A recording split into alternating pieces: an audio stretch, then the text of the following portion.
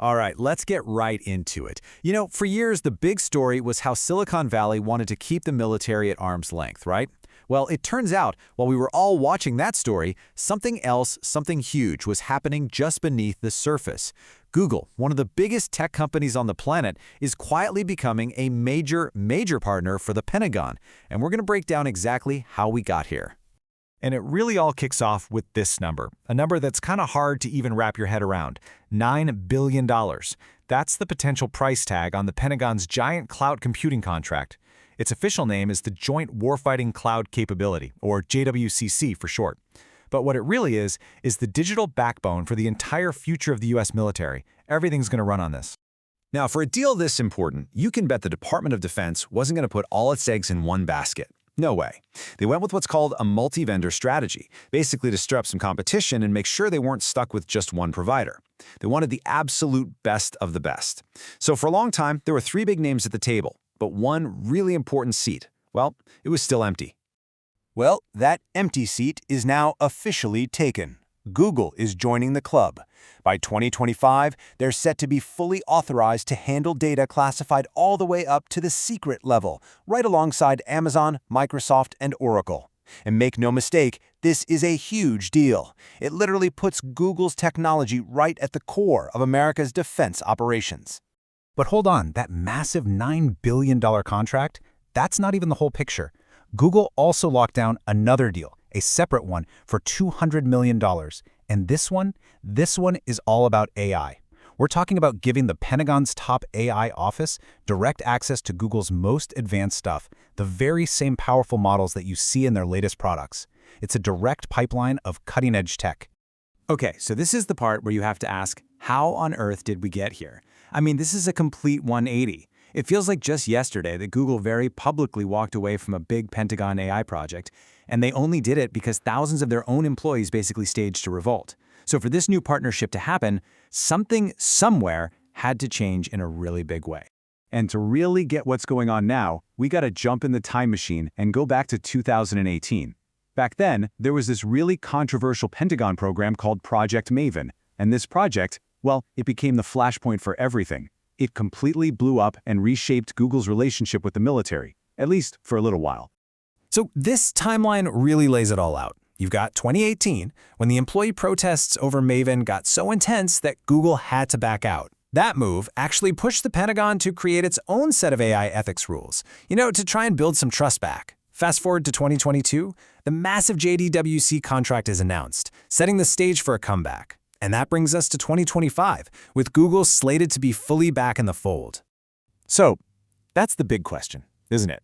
What changed inside Google? How does a company go from publicly rejecting military AI to becoming a key partner? Well, the answer didn't come from some big public announcement. Nope, it happened with a quiet, almost surgical change to their own internal rules.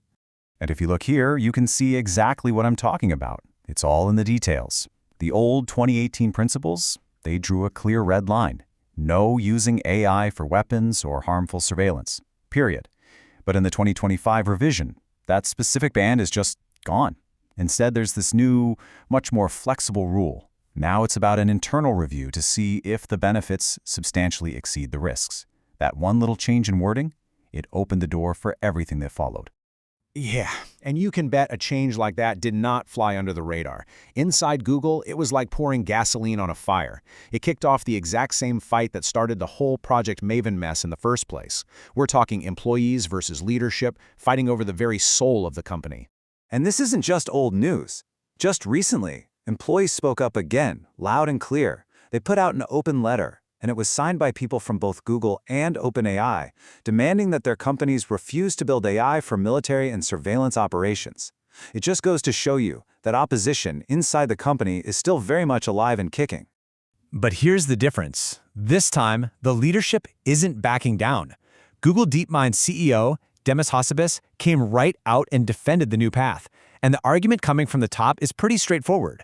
They're basically saying that in the world we live in today, it's actually their responsibility to work with democratic governments on things like national security. And this whole debate isn't just happening inside Google's walls. When you look at how the media around the world has covered this, it's all over the place. There is absolutely no consensus. You can see here, a big chunk is neutral, but the rest is pretty evenly split between being for it and against it. It really shows you just how messy and complicated this whole thing is. So, you see, this is way bigger than just one company's internal drama. What we're really talking about is this growing partnership between the Pentagon and Silicon Valley. And it's an alliance that's changing the very definition of national security. And it's making us ask some really tough questions about what war is even going to look like in the future. Now, critics are sounding the alarm, saying that this new age of AI warfare is just a massive ethical minefield. Think about it. If an AI makes a fatal mistake on the battlefield, who's to blame? The person who wrote the code? The commander who deployed it? The machine itself? And if you can fight wars with algorithms instead of people, does that make it way too easy to start a conflict? And then there's the big one. We know from history that military surveillance tech has a funny way of ending up being used at home, on regular citizens. Where do we draw the line? But, of course, there's another side to this story, a really powerful one. You have experts like Greg Allen from CSIS who are making the exact opposite case. They argue that in a world full of really serious threats, it would actually be unethical for our best tech companies to just sit on the sidelines and do nothing.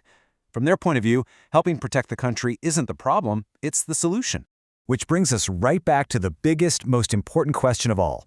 As the worlds of big tech and the military get closer and closer, the lines of who's in charge get really, really blurry. So, as we step into this new future, you have to wonder, who's actually going to be writing the rules for the next war? Will it be the coders in Silicon Valley or the commanders in the Pentagon?